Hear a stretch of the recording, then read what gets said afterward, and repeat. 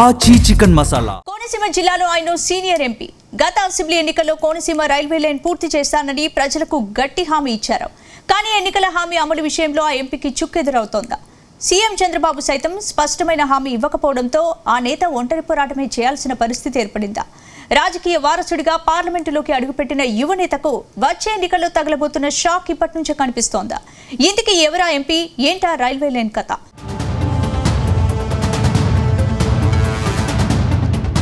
Doctor BR Ambedkar Konaseema జిల్లా Amalapuram MP గంటి హరీష్ మాథూర్ ఇరకాటంలో ఉన్నట్టుగా కనిపిస్తోంది. 2024 ఎన్నికల్లో ఆయన ఇచ్చిన ప్రధాన హామీ కోనసీమ రైల్వే లైన్ పూర్తి చేయడం. అయితే 2 ఏళ్లవుతున్న కోనసీమ వాసుల చిరకాల వాంఛ ఎప్పటికీ నెరవేరుతుందో క్లారిటీ లేదు. ఇటీవల సీఎం చంద్రబాబు జిల్లా పర్యటన సందర్భంగా బహిరంగ సభ ద్వారా ఎంపీ హరీష్ విజ్ఞప్తి చేశారు. అయితే సీఎం చంద్రబాబు మాత్రం కోనసీమ రైల్వే లైన్ ఎప్పటికీ పూర్తి చేస్తామనే విషయంలో క్లారిటీ ఇవ్వలేదు. ఈ రైల్వే ప్రాజెక్టు విషయంలో కేంద్రం ఒక అడుగు ముందుకి మరో అడుగు వెనక్కి అన్నట్టుగా వ్యవహరిస్తున్న నేపథ్యంలో కొన్ని పనులు రాత్రికి రాత్రి పూర్తి కావని సీఎం చంద్రబాబు నిరుత్సాహ ప్రకటన చేశారు. ఒకవైపు ఏపీలో అనేక ఇరిగేషన్ ప్రాజెక్టులు, ఇతర పనులు పూర్తి చేసేందుకు నిర్దిష్టమైన సమయాన్ని సీఎం చంద్రబాబు ప్రకటిస్తున్నారు. కోనసీమ రైల్వే ఎప్పుడు పూర్తి చేస్తారో క్లారిటీ ఇవ్వడం లేదు. దీంతో తన ప్రధాన ఎన్నికల హామీ విషయంలో అమలాపురం ఎంపీ హరీష్ మాథూర్కు తీవ్ర వ్యతిరేకత పొంచి ఉందని టాక్ వినిపిస్తోంది.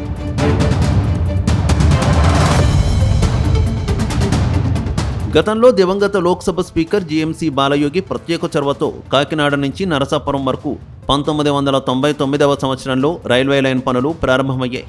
అయితే తీవ్రమైన జాప్యం జరుగుతూ గత ఎన్నికల నాటికి 25 సంవత్సరాలుగా కోనసీమ వాసుల కల నెరవేరలేదు.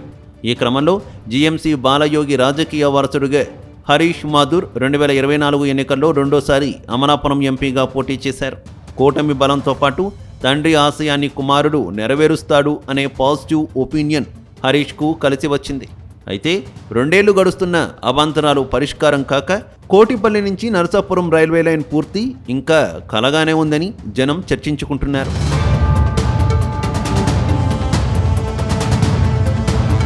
అయితే సుమారు 102 కిలోమీటర్ల పొడవైన కాకినాడ నరసాపురం రైల్వే లైన్ నిర్మాణంలో భాగంగా కాకినాడ కోటిపల్లి వరకు 45 కిలోమీటర్ల మేర ట్రాక్ ఆరంభంలోనే పూర్తయింది.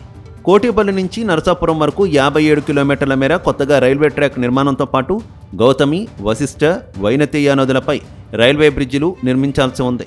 నిర్మాణ వ్యయం దాదాపు 3,000 కోట్లకు చేరుకున్నట్టు అంచనా.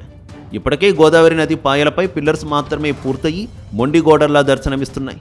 అమలాపురం రూరల్ మండలం బట్నబిల్లిలో భూసేకరణపై న్యాయపరమైన చిక్కులు వీడలేదు. భూసేకరణకు రాష్ట్ర వాటాగా నిధుల విడుదలలో జాప్యం జరుగుతున్నట్టుగా కనిపిస్తోంది.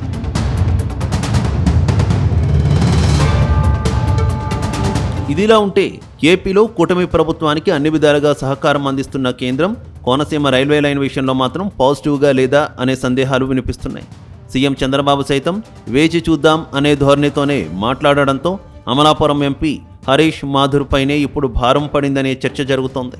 ఒకవైపు ఎర్రన్నాయుడు రాజకీయ వారసుడిగా కేంద్ర మంత్రిగా పనిచేస్తున్న రామ్మోహన్ నాయుడు ఉత్తరాంధ్రకు భోగాపురం ఎయిర్పోర్ట్ నిర్మాణం పూర్తి చేసి దూసుకువెడుతున్నారు. దివంగత లోక్సభ స్పీకర్ బాలయోగి రాజకీయ వారసుడిగా అమలాపురం ఎంపీ హరీష్ ఆ స్థాయిలో పనిచేయడం లేదని కామెంట్స్ వినిపిస్తున్నాయి. మరోవైపు కోనసీమ జిల్లాకు సంబంధించి మంత్రి వాసంశెట్టి సుభాష్ సైతం రైల్వే లైన్ విషయంలో అంటీ ముట్టనట్లుగా ఉంటున్నారనే విమర్శలు వస్తున్నాయి. దీంతో ఎంపీ హరీష్ ఒంటరి పోరాటం చేయాల్సిందే అనుకుంటున్నారు. రాజకీయ వారసత్వం నిలబెట్టుకునేందుకు ఎంపీ హరీష్ కేంద్రంతో రైల్వే లైన్ కోసం పోరాడతారా, అవసరమైతే రాజీనామాకు సిద్ధమవుతారా అనేది భవిష్యత్తులో చూడాల్సి ఉంది.